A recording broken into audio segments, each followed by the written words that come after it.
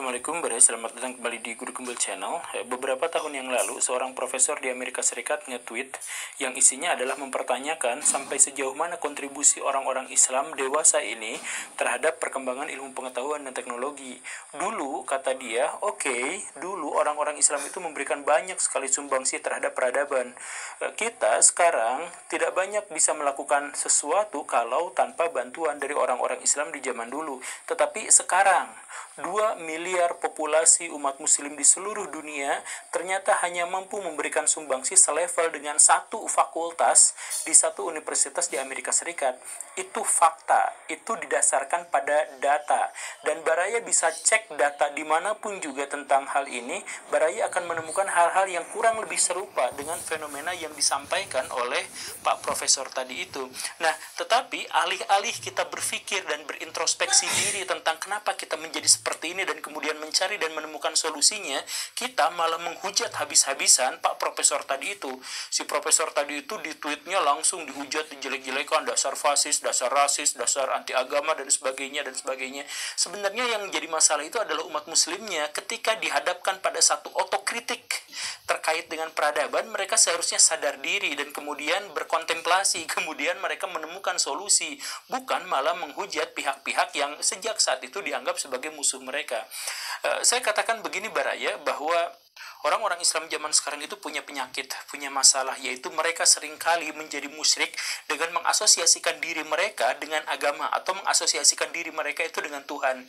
Misalkan ketika ada seorang muslim yang bersalah, maka itu akan dibela habis-habisan kalau muslim itu berkonflik dengan orang-orang non-muslim misalkan. Padahal si orang Islam itu ya namanya juga orang, bisa benar bisa salah. Kalau dia salah nggak usah dibela, kalau benar ya ayo kita dukung sama-sama. Kan semestinya seperti itu. Tetapi di dunia Islam saat ini, ketika misalkan ada seorang muslim yang salah, itu bisa sampai dibela mati-matian, sampai mati secara literal. Orang yang membelanya itu benar-benar membela, mengorbankan dirinya untuk mempertahankan si orang muslim yang bersalah tadi itu. Padahal kan ya kalau salah masalah aja Baraya, terima kesalahannya, kalau benar ayo kita dukung sama-sama. Nah, tetapi kita tidak akan banyak membahas tentang itunya, kita justru akan membahas pertanyaan dari Pak Profesor tadi itu. Kenapa dulu umat muslim bisa memberikan kontribusi yang sangat luar biasa terhadap perkembangan peradaban dunia, tetapi sekarang kita tidak mampu bisa melakukannya. Di banyak episode di channel ini saya sering sampaikan Baraya bahwa orang-orang Islam itu sekarang membalik agamanya. Jadi Islam itu sekarang agamanya menjadi terbalik karena dibalik oleh pengikut-pengikutnya sendiri.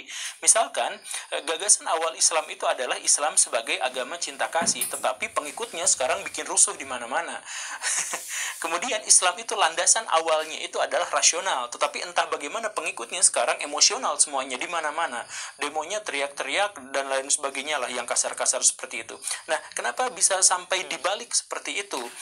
Kita di sisi lain juga tidak bisa memberikan kontribusi positif terhadap peradaban dunia. Misalkan pakaian saya ini memang batik dan mungkin saja dilabeli dengan merek-merek yang dibuat oleh orang-orang Islam, tetapi proses pembuatannya menggunakan mesin-mesin dan sebagainya itu sama sekali tidak melibatkan orang-orang Islam, karena orang Islam tidak mampu membuat mesin untuk membuat kain.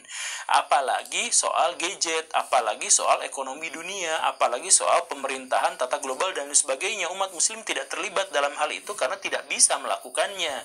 Adakah orang-orang Islam atau perusahaan-perusahaan yang berbasis Islam itu yang misalkan membuat drone, membuat pesawat luar angkasa seperti yang dilakukan oleh Elon Musk gitu ya dan sebagainya? Kan tidak. Kenapa tidak bisa seperti itu? Karena Islam itu dibalik. Saya ambil contohnya begini Baraya, kita mulainya dari yang paling awal. Generasi sahabat adalah generasi terbaik yang dipahami oleh orang-orang Islam. Apakah yang membuat mereka menjadi generasi terbaik? Apakah mereka memiliki ilmu keislaman yang sangat luar biasa? Ternyata sangat tidak. Kalau misalkan kita bandingkan soal hadis saja, misal Bukhari itu mengetahui setidak-tidaknya 300.000 hadis, bukan mengetahui, menghafal 300.000 hadis. Kemudian Ahmad bin Hambal dikatakan mengetahui sampai sekitar 1 juta hadis atau bahkan lebih. Imam Abu Hanifah bisa dikatakan sampai sampai 800.000 hadis dan sebagainya. Coba kita bandingkan dengan para sahabat. Umar bin Khattab itu hafal hadis sekitar 500 saja, nggak pakai ribu, 500 saja.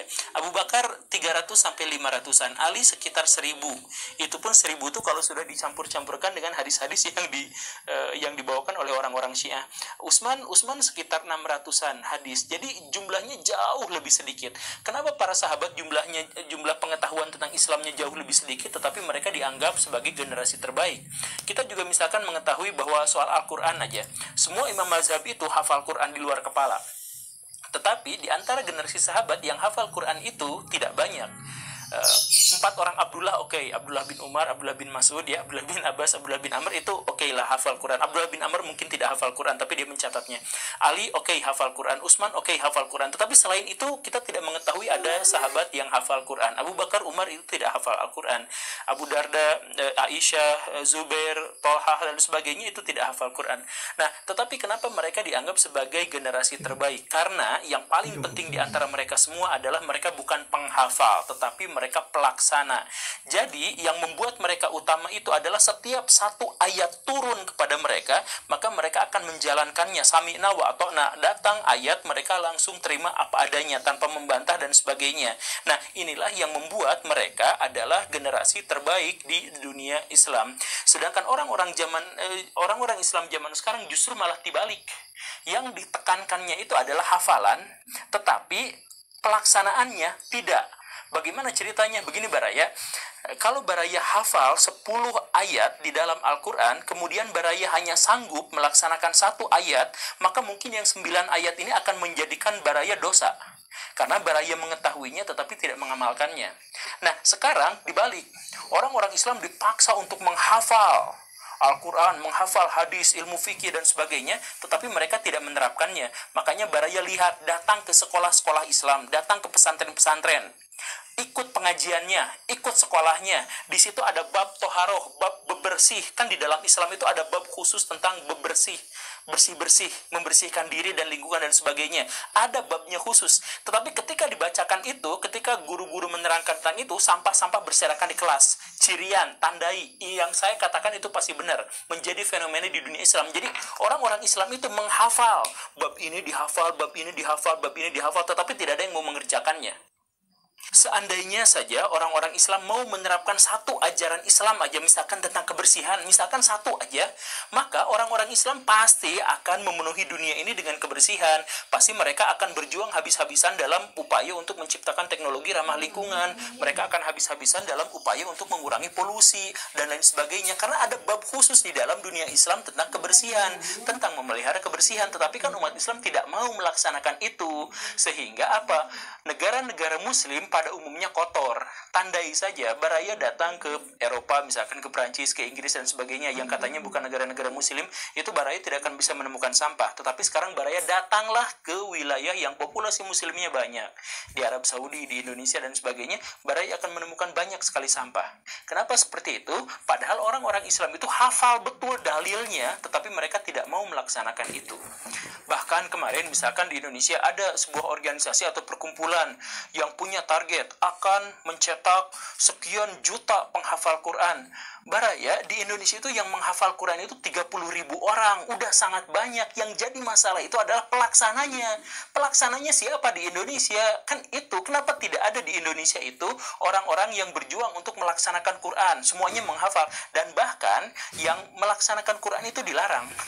Misalkan begini Baraya, gini Lia. Baraya mau puasa. Kalau Baraya mau puasa, itu Baraya harus tahu kapan mulainya. Kapan mulai tanggal 1 Ramadan itu kapan. Dan untuk mengetahui itu, Baraya harus menguasai ilmu astronomi. Maka menguasai ilmu astronomi itu adalah wajib sebagai bagian dari ilmu syariat. Tetapi sekarang kalau belajar ilmu astronomi itu dianggap sebagai ilmu dunia. Jadi upaya untuk menerapkan syariat-syariat Islam itu dikatakan malah ilmu dunia. Baraya disuruh untuk membuat masjid. Dan jelas jelas disuruh untuk membuat masjid dan memeliharanya. Nah, bagaimana cara membuat masjid? Itu baraya harus menguasai matematika, harus menguasai ilmu alam, harus menguasai ilmu teknik sipil dan sebagainya.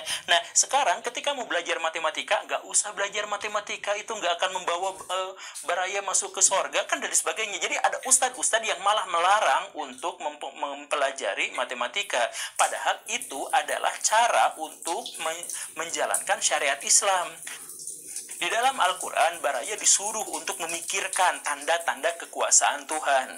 Nah, orang-orang Islam tahu ada ayatnya itu, dihafal, bahwa kami wajib untuk mentafakuri tanda-tanda kekuasaan Tuhan. Itu dihafal, tapi nggak ada yang dikerjakan. Kalau ayat itu dikerjakan, maka orang-orang Islam pasti akan habis-habisan konsen di fisika, di biologi, di astronomi, di geografi, karena itu adalah pelajaran-pelajaran atau ilmu-ilmu yang mendorong kita untuk bertadabburi alam, untuk bertafakur terhadap alam. Tetapi kita nggak boleh sama banyak ulama-ulama yang nggak usah belajar yang kayak gitu. Lah, mengerjakan syariat Islam, mengerjakan sesuatu yang diperintahkan sama Tuhan itu dilarang. Yang harus dikerjakan adalah menghafal ayat-ayat itu. Makanya banyak kejadian, misalkan kemarin dulu ya, ini mah di dunia paralel yang lain gitu ya, kemarin dulu itu jemaah haji misalkan dari Indonesia kalau mau datang ke Arab itu harus divaksin babi dulu. Vaksin suntik ini kenapa? Karena di Arab Saudi itu kan ada penyakit-penyakit tertentu yang kita mungkin tidak terbiasa untuk itu. Maka untuk menyelamatkan nyawa kita harus divaksin. Sayangnya karena orang Islam itu tidak bisa membuat vaksin, maka vaksin itu harus diminta ke negara yang lain. Mungkin Belgia atau Italia yang semacam itulah ya. Nah, karena negaranya itu adalah non-muslim, maka wajar saja kalau mereka menggunakan babi. Tetapi orang-orang Islam langsung ulama-ulamanya berfatwa, ya udahlah darurat, nggak apa-apa, suntik aja babi gitu. Jadi banyak orang-orang Islam yang sebelum berhaji itu tubuhnya bersih dari babi, tetapi setelah pulang dari haji malah jadi ada babinya di dalam tubuhnya. Nah, kenapa seperti itu? Karena orang Islam nggak bisa bikin vaksin. Kenapa? Karena ayat-ayat tentang haji, ayat-ayat tentang teknologi dan sebagainya itu dihafal, tapi nggak ada yang mau menjalankannya. Di dalam Islam, baraya disuruh untuk menjadi wakil Tuhan di muka bumi. Kalau baraya mau menjadi wakil Tuhan di muka bumi, maka kuasai media massa, kuasai teknologi, kuasai ilmu tentang kedirgantaraan, kuasai ilmu tentang kemaritiman dan sebagainya, agar baraya menjadi wakil Tuhan di muka bumi. Karena dengan setelah itu terjadi, maka baraya bisa memberikan kontribusi positif terhadap masyarakat. Baraya bisa menaungi orang-orang yang kemiskinan dan kelaparan. Baraya bisa mengentaskan orang-orang yang sekarang sedang kerepotan dan sebagainya. Baraya bisa menyelamatkan lingkungan dari polusi dan sebagainya. Nah, itu semua menggunakan ilmu. Dan kenapa harus seperti itu? Karena Tuhan yang memerintahkannya. Nah, ayat tentang perintah Tuhan untuk melakukan itu bukan sekedar dihafal, tapi harus dipraktekkan.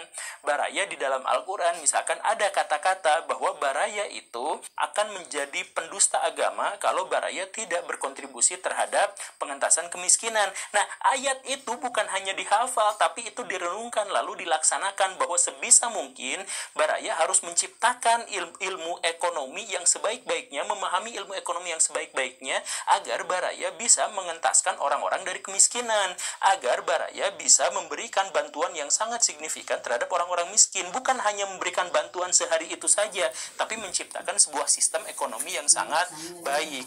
Kan begitu. Nah, jadi rumusannya itu begitu. Tetapi setiap mau belajar ekonomi, jangan itu ilmu dunia.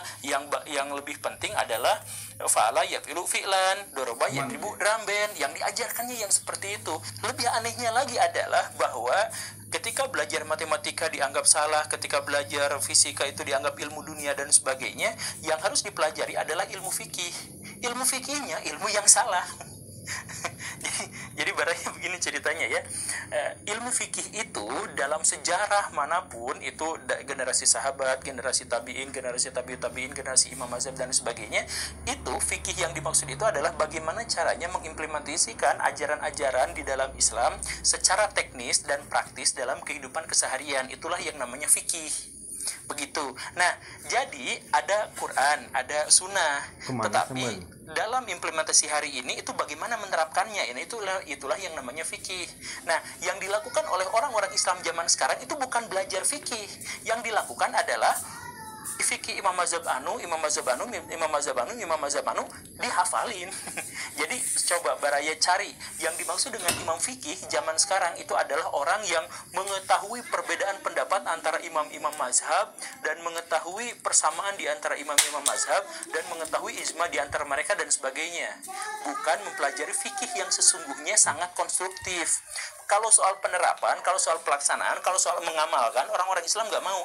Yang dilakukan adalah menghafal fatwa-fatwa ulama yang hidup 1300 tahun yang lalu. Maka wajar saja kalau orang-orang Islam akhirnya terpuruk, terpenjara di masa lalu. Mereka tidak bisa memberikan kontribusi untuk hari ini. Nah, kenapa bisa seperti itu? Ternyata salah satu alasannya itu adalah karena banyak ulama-ulama palsu yang dianggap ulama beneran. Ulama-ulama palsu itu suka ditanya misalkan sama jamaahnya, kenapa Islam mundur, kenapa begini? Nah, jawaban yang semestinya adalah, oh iya ya Islam mundur, ayo kita bangkitkan kembali. Itu jawaban yang benar.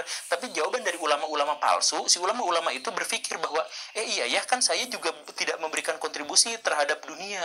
Saya juga nggak ngerti fisika, saya juga nggak ngerti ilmu komunikasi, saya juga nggak ngerti sosiologi dan sebagainya.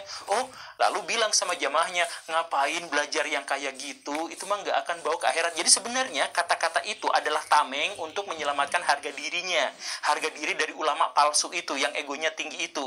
Tetapi karena itu dianggapnya dari ulama, maka orang-orang mengikutinya, jadi mengikuti semuanya. Ya iyalah, itu mah kan pelajaran matematika mah kan nggak bisa dibawa mati, nanti sama malaikat munkar nakir juga nggak akan ditanya dan sebagainya. Maka Islam pada akhirnya sekarang runtuh. Bahkan untuk sholat sekalipun kita sangat tergantung pada orang-orang kafir. Mau azan saja yang ngagandengan batur itu, yang mengganggu orang-orang yang tidur itu, harus pakai toa yang buatan bukan muslim.